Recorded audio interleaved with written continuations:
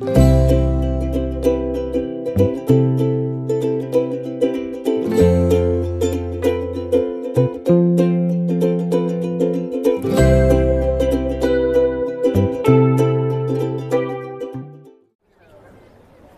में लाखों इमारतें हैं, लेकिन सिर्फ कुछ ही इमारतें इतिहास बन पाती हैं।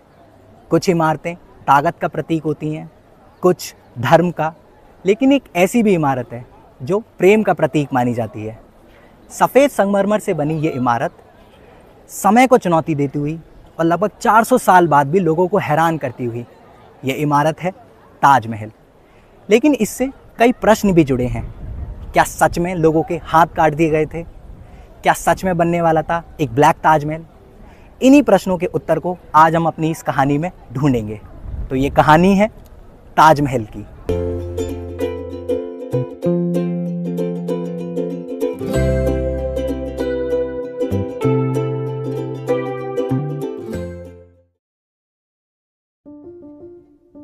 सत्रहवीं शताब्दी का भारत, मुगल साम्राज्य अपने चरम पर था। उस समय दिल्ली के सिंहासन पर बैठे थे शाहजहां।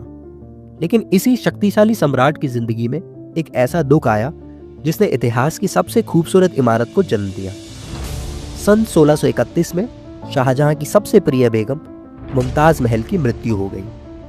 कहा जाता है कि मुमताज महल उनकी सबसे भरोसेमंद सलाहकार भी थी और युद्ध अभियानों में उनके साथ जाती थी। उनकी मृत्यु के बाद शाहजहां इतने दुखी हुए कि उन्होंने एक ऐसा मकबरा बनाने का फैसला किया जो दुनिया में प्रेम का सबसे बड़ा प्रतीक बन सके। और यहीं से शुरू हुई ताजमहल के निर्माण की कहानी।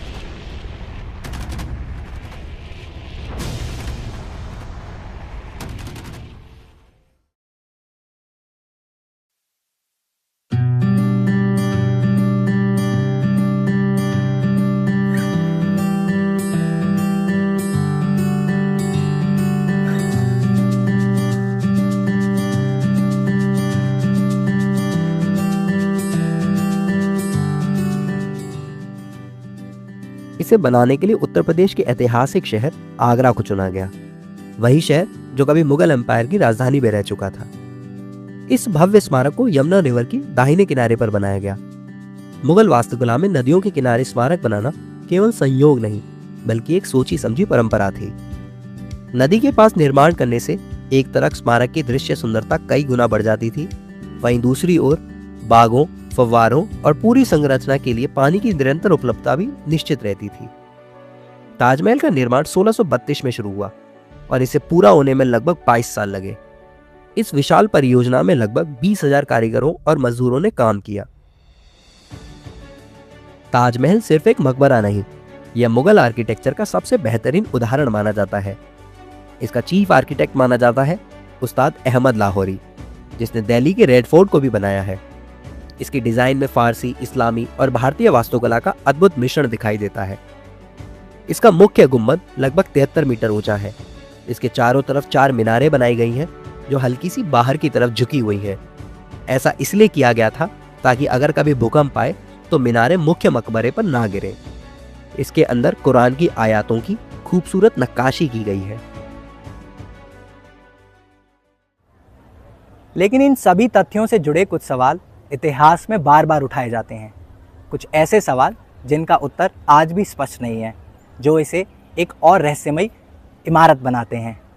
उनमें सबसे चर्चित प्रश्न ये है कि क्या सच में ताजमहल बनाने वाले कारीगरों के हाथ काट दिए गए थे? ये कहानी अक्सर सुनाई जाती है कि मुगल बादशाह शाहजहां ने ताजमहल बनवाने के बाद कारीगरों के हाथ कटवा दिए ताकि वे दुनिया में फिर कभी इतनी सुंदर इमारत ना बना सके। लेकिन इतिहासकारों के अनुसार इस दावे का कोई पुख्ता ऐतिहासिक प्रमाण नहीं मिलता। मुगल काल के आधिकारिक दस्तावेजों और इतिहासकारों की किताबों में इसका उल्लेख नहीं है। कई विशेषज्ञों का मानना है कि यह सिर्फ एक लोक कथा है जो समय के साथ लोगों में लोकप्रिय हो गई। इसी के साथ दूसरा प्रश्न भी उठता है कि क्या ताजमहल सच में रंग बदलता है? जब आप सुबह ताजमहल को देखते हैं तो यह हल्का गुलाबी दिखता है, दोपहर में यह चमकदार सफेद हो जाता है और शाम होते होते यह सुनहरा या हल्का नारंगी दिखाई देने लगता है। असल में इसका कारण है सफेद संगमरमर और सूरज की रोशनी। मकराना का संगमरमर रोशनी को अलग अलग तरीके से रिफ्लेक्ट करता है और इसी वजह से दिन के अलग अलग समय पर ताजमहल का रंग बदलता हुआ लगता है। यही वजह है कि दुनिया इसे सिर्फ एक इमारत नहीं बल्कि जिंदा वास्तुकला कहती है। जब हम इन सभी सवालों के जवाब खोजते चले जा रहे हैं तो मन में एक और सवाल उठता है, आखिर ऐसा क्या है इस इमारत में कि इसे दुनिया के 7 अजूबों में शामिल किया गया। दरअसल ताजमहल को दुनिया के 7 अजूबों में शामिल करने के पीछे कई कारण हैं।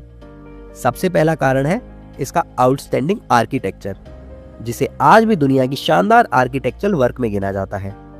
दूसरा कारण है इसका white marble with detail carvings, जो इसे एक बहुत ही खास और खूबसूरत आर्टिस्टिक एग्जाम्पल बनाता है। और तीसरा कारण है इसकी परफेक्ट सिमेट्री। ताजमहल का पूरा परिसर इतनी सटीकता से बनाया गया है कि इसकी लगभग हर संरचना एक दूसरे के साथ पूरी तरह से संतुलित दिखाई देती है। शायद यही वजह है कि ताजमहल सिर्फ भारत ही नहीं बल्कि पूरी दुनिया के लिए कला, वास्तुकला और भावनाओं का एक अनोखा संगम बन गया है और इसी कारण इसे दुनिया के 7 अजूबों में शामिल किया गया। सन 2007 में एक वैश्विक मतदान के बाद ताजमहल को दुनिया के न्यू 7 वंडर्स ऑफ वर्ल्ड में शामिल किया गया, जिसे हर साल दुनिया भर से लगभग 70 से 80 लाख पर्यटक देखने आते हैं। यह सिर्फ भारत ही नहीं बल्कि पूरी मानव सभ्यता की एक बहुत कीमती धरोहर माना जाता है। इसी कारण यूनेस्को ने 1983 में इसे ताजमहल वर्ल्ड हेरिटेज साइट घोषित किया। लेकिन आज ताजमहल के सामने बहुत सारी चुनौतियां भी हैं। समय के साथ बढ़ता प्रदूषण और यमुना नदी का घटता जल स्तर ताजमहल के लिए खतरा बनते जा रहे हैं। संगमरमर का रंग धीरे धीरे पीला पड़ने लगा है, इसीलिए सरकार ने ताजमहल के आसपास ताज ट्रेपेजियम जोन बनाकर प्रदूषण नियंत्रित करने के लिए कोशिश की है। ताजमहल एक मकबरा नहीं, यह प्रेम की कहानी है, कला की पराकाष्ठा है और इतिहास का एक ऐसा अध्याय है जो सदियों बाद भी लोगों को आकर्षित करता है।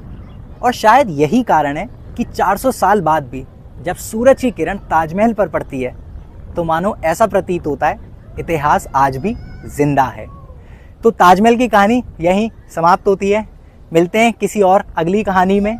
मैं मनीष यादव साइनिंग ऑफ करते हुए थैंक यू सो मच।